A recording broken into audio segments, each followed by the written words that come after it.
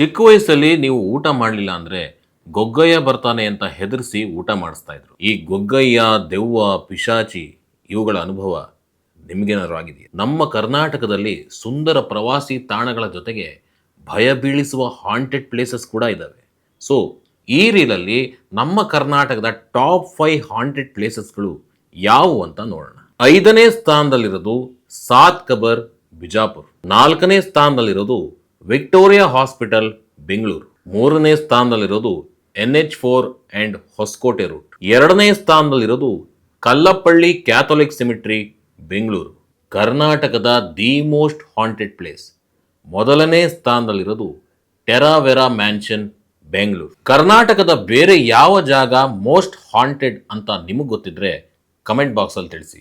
ಈ ರೀತಿಯ ಇನ್ನೂ ಹೆಚ್ಚಿನ ಇಂಟ್ರೆಸ್ಟಿಂಗ್ ಮತ್ತು ಇನ್ಫಾರ್ಮೇಟಿವ್ ಮಾಹಿತಿಗಾಗಿ ಜಾರ್ ಆ್ಯಪ್ ಕನ್ನಡ ಪೇಜನ್ನು ಫಾಲೋ ಮಾಡಿ.